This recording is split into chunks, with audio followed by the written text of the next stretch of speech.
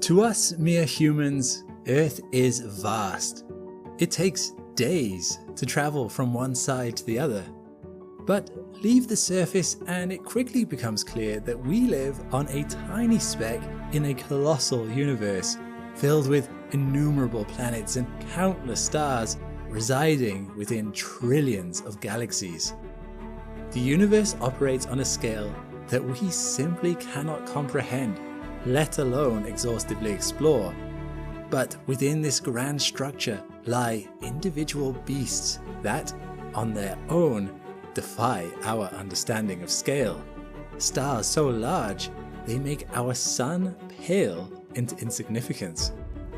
And in the depths of the southern constellation Scutum, we think that we found the largest one yet. But just how big can a star get? And are there even bigger beasts waiting to be found? You might think our sun is pretty big, and it is. With a radius of 700,000 kilometers across, if the sun were a football, or a soccer ball for you Americans out there, the Earth would be 109 times smaller, the size of a 2mm wide peppercorn. Even if you added up all the mass of all the solar system's planets, the sun would still be 743 times more massive than all of them combined. But when it comes to other stars, our sun is nothing special. Some of our closest neighbors, the Alpha Centauri binary stars, are a similar size, and Sirius A is twice as big. But how big can a star actually grow? To understand that, we need to look at stellar evolution. So our journey begins here, in the heart of something known as the Hertzsprung-Russell diagram. Independently invented in the early 1910s by both Danish astronomer Einar Hertzsprung and American Henry Norris Russell, it plots stars' temperatures against how bright or luminous they are. And running down the center of this diagram lie what's called main sequence stars. This spine is where most stars spend the majority of their lives. If they're here, it means they're in a stable phase of existence. Having gone through the chaotic molecular cloud collapse of birth, a main sequence star is now continuously fusing hydrogen in its core, generating energy that pushes outward against the brutal inward force of its own gravity. It's a balancing act, and once it's reached, a star is said to be in hydrostatic equilibrium. Almost all of the stars on the main sequence are in this state of so-called rest, but that doesn't mean they are all the same. Our sun sits comfortably in the middle of the Hertzsprung-Russell diagram. It's a fairly average G-type main sequence star. The G is what's called the spectral class, which essentially classifies stars by their temperature and therefore color into a seemingly arbitrary naming system of O, B, A, F, G, K, M, where O is the hottest and M is the coldest. I remember it using the mnemonic, "Oh, be a fine girl, kiss me." Do with that what you will. The Sun and other G-type stars have surface temperatures around 5,778 Kelvin, giving them the yellow-white hue that we're all familiar with. Their cores steadily fuse hydrogen into helium, converting about 600 million tons of hydrogen per second and emitting energy that, in the case of our Sun, has powered life on Earth for billions of years. But if you move up or down the main sequence, the stars change and a pattern begins to emerge. It's probably not surprising that dim stars are usually cool, and that the hotter a star gets, the brighter it gets too, at least on the main sequence. But what might be less intuitive is how a star's mass relates to this. And there is a clear correlation. The brightest star also tends to be the most massive ones. Take, for example, Betelgeuse, the 26th brightest star in the sky and the left shoulder of the Orion constellation.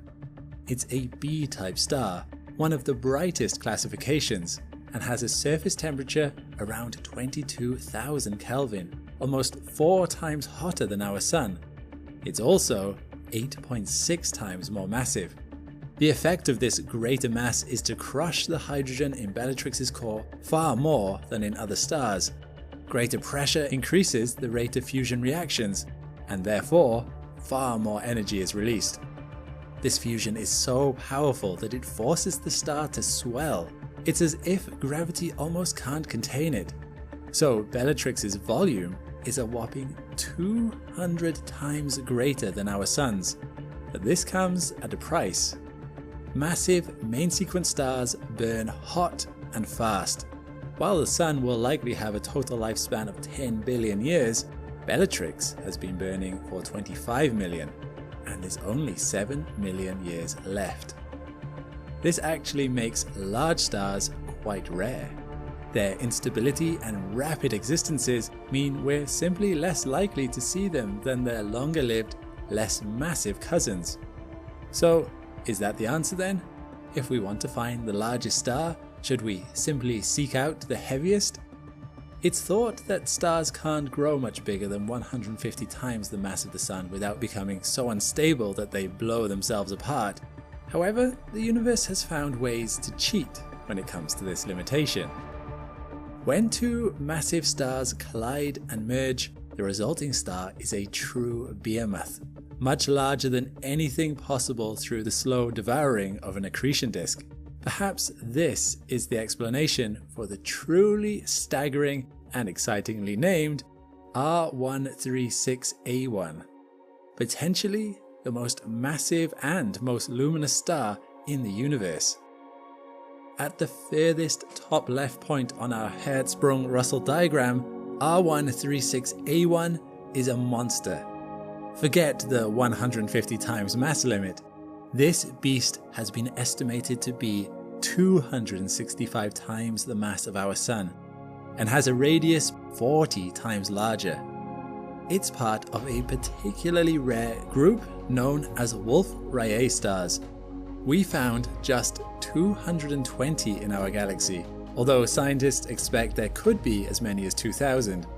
They are massive and in an advanced but short phase of life, one that comes just before they collapse into supernova explosions.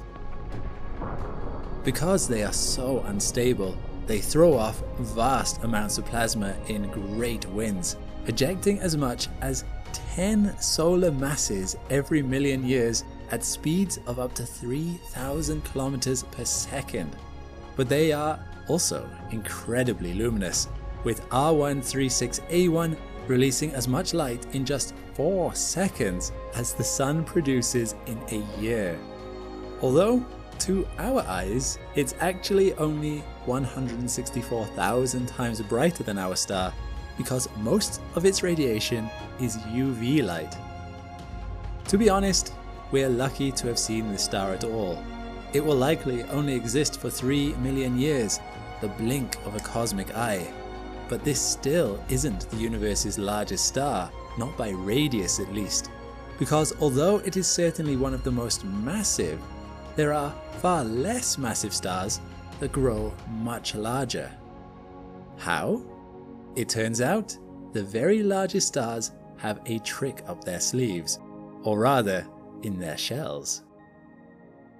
So far we have focused on main sequence stars, those burning hydrogen in their core.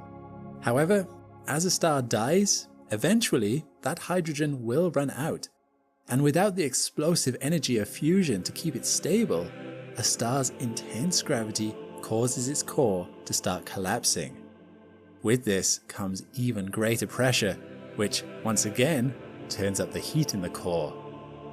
Eventually the core becomes hot enough to kickstart helium fusion, causing the star to enter an entirely new phase of life. But this heat is also enough to warm the outer shells of a star.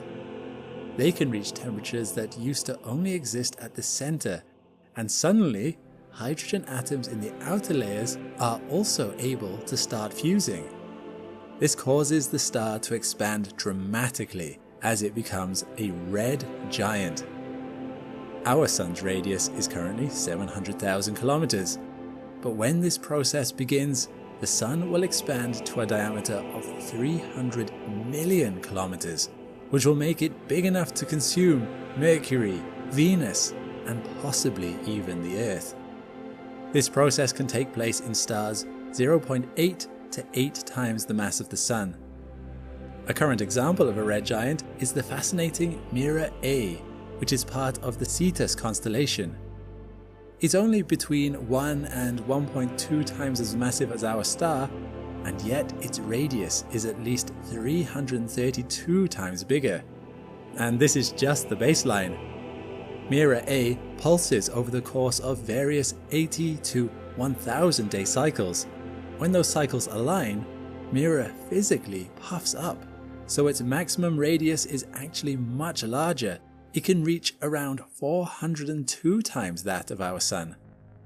But even a red giant isn't the biggest type of star. When you get to 8 solar masses, another classification appears, one that's even bigger. The red supergiant. Towering, mighty, vastly larger than their smaller cousins, but also doomed to a tragic end. These monsters of the universe will end their lives in an explosive supernova. But we're interested in the moments before that, when they swell to become the largest stars we see in the universe. Betelgeuse is one of them, with a diameter of 1.2 billion kilometers, making it more than 700 times the size of the Sun. If it was at the center of our solar system, all the rocky inner planets would be engulfed. Even Jupiter wouldn't escape. Now, these supergiants are violent beasts. In the last throes of their life, they pulse and throw out huge amounts of material, which makes it difficult to determine where the edge of the star ends and space begins. But despite its enormous size, we know even Betelgeuse isn't the largest star out there. There is one other candidate, and as I hinted at the beginning of this video, it lurks in the constellation Scutum. This is UY Scuti, and it is colossal.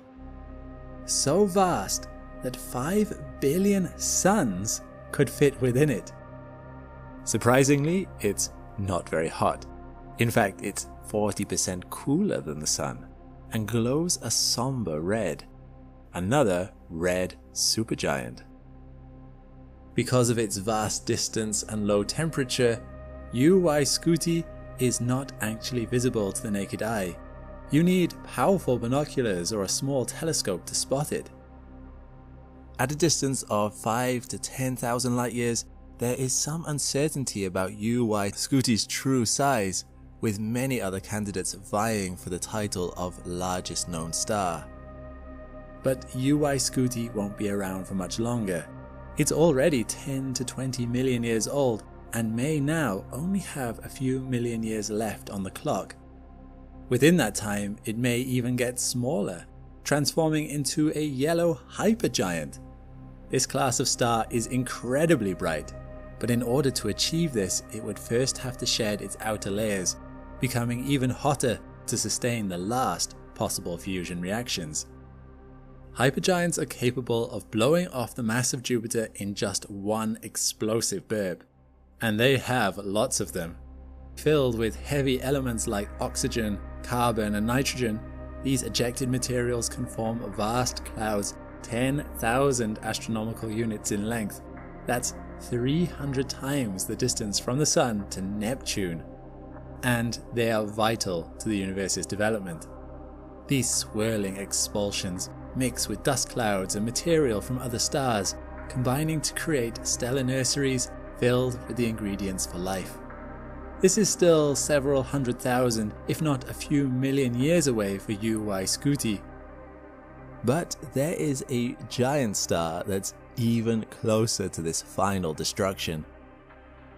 We've only ever properly imaged one star outside the Milky Way, and it was WOH G64, a red supergiant, a bit like UY Scuti, 160,000 light years away in the Large Magellanic Cloud.